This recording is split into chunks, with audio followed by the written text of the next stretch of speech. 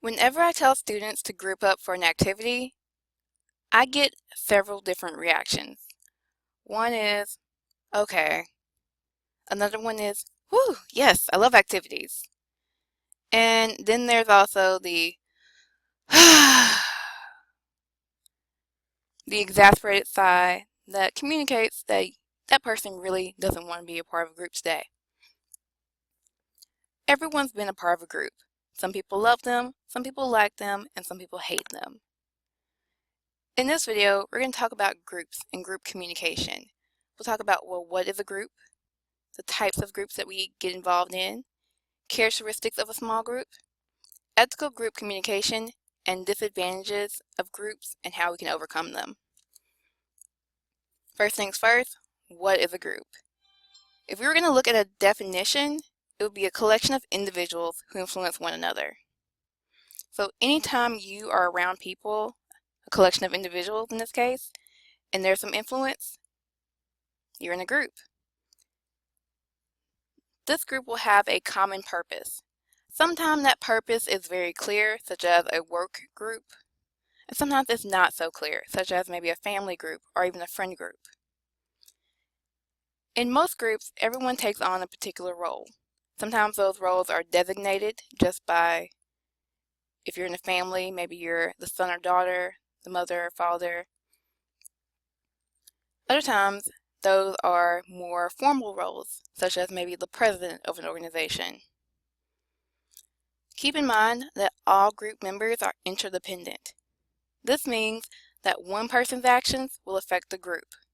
So everyone has to be giving their fair share, or everyone's going to feel the impact.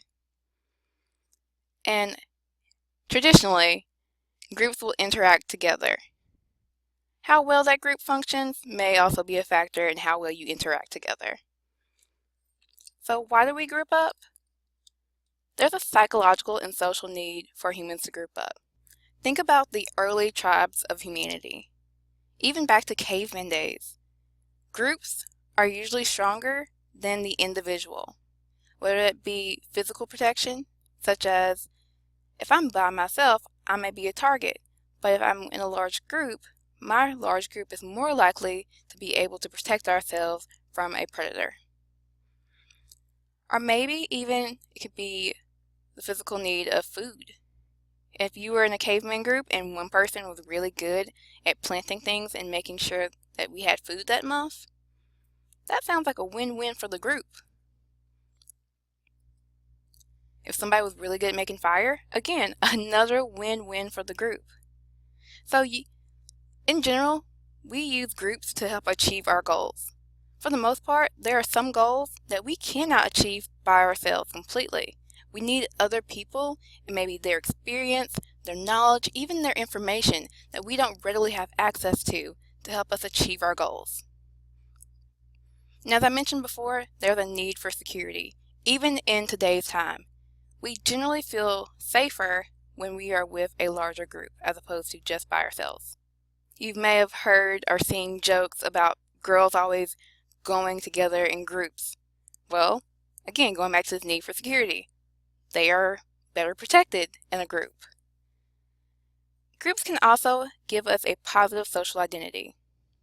Yes, you can have great intrapersonal communication and love yourself, but being a part of a group, realizing it's not just me, helps you socially. It helps you feel connected.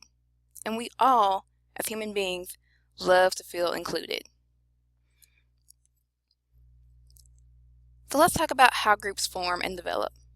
Tuckman, a researcher, analyzed groups and how they got together.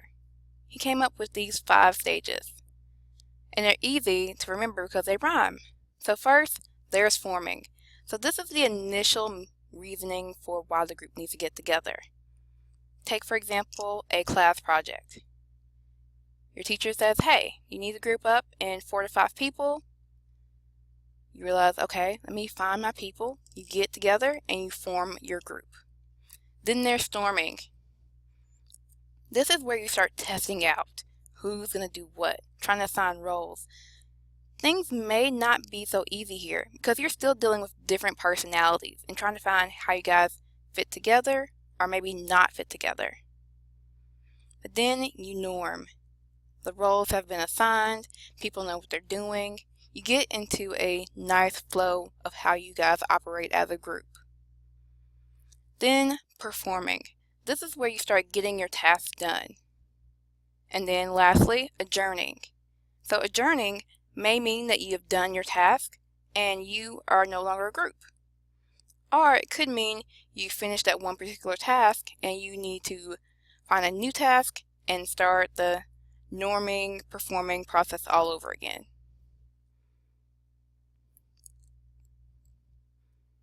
Now, not every group is a work group or a class project group. Some groups are completely relationship oriented. These are our primary groups, our family groups, even our friend groups.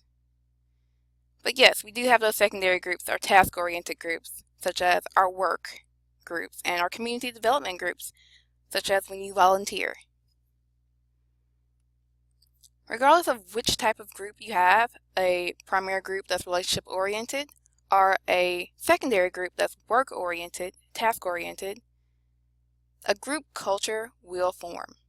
That group culture will have a certain pattern of values, beliefs, norms, and behaviors that is shared by group members. So think of it as the atmosphere that your group has when you guys are together. Do you guys usually eat when you guys get together? That's a norm. That may be a certain behavior you guys do. You guys all have the same value of inclusivity and that everyone should feel included in the group. Group size is also a big factor. Your number of your participants correlates to even how well your group will do. Research has shown that the best group usually operates between 3 to 7. That way everyone feels that they can participate. Usually larger than that, a very large group, some people may not feel as needed or even feel a need to participate.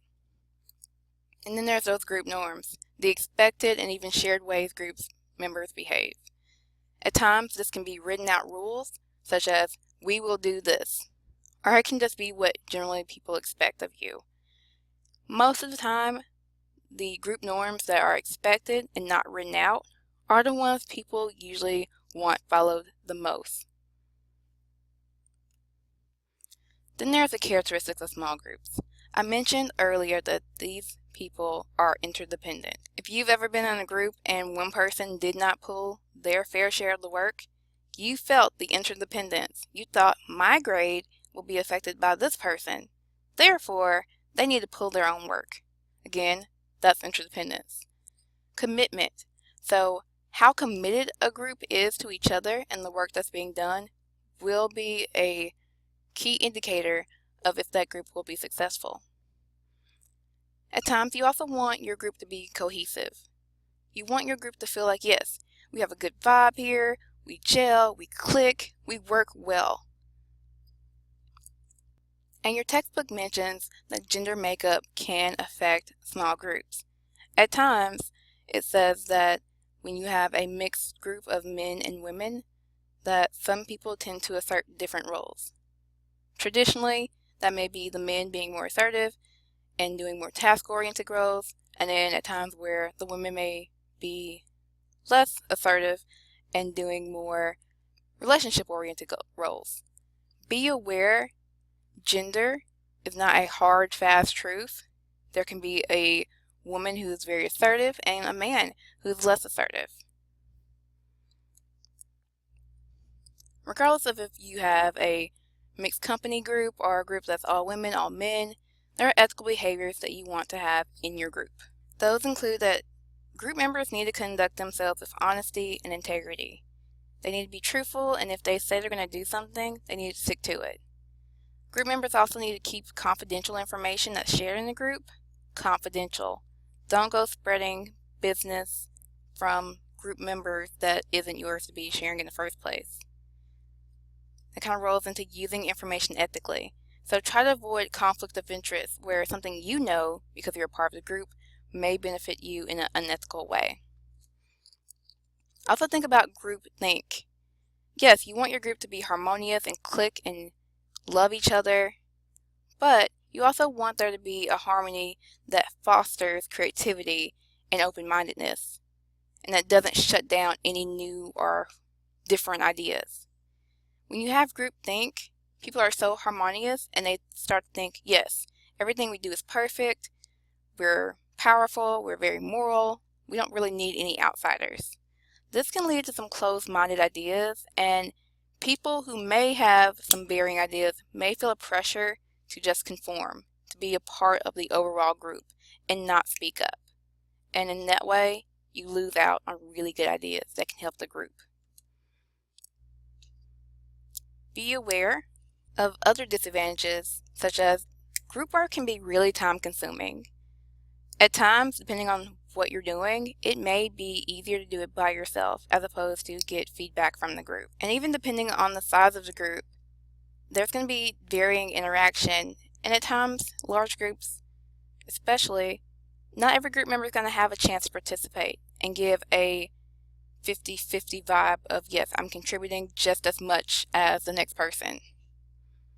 And there's always that disadvantage of that group member who just wants to get the work done. They don't really care about doing it well and being the best.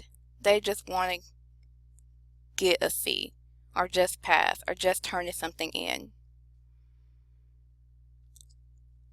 There's also, I think, what is a big contributor to why people hate groups: social loafing. There's this tendency for certain individuals and groups to lower their work effort. They think, well, if everyone in the group is working, why should I work just as hard? I have this person over here who's going to help me make an A, even if I don't work as hard as the other group members. Social loafing can be a big factor in why there's group hate phenomenon. Yes, there's actually a term for group hate. And it's really just the fact that people dislike groups. The only way that you can combat group hate is to get in more groups and have positive experiences that change your idea about how groups work.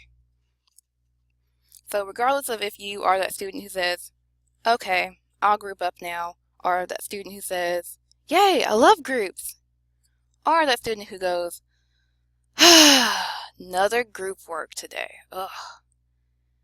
You now understand group communication and how it factors into your everyday life.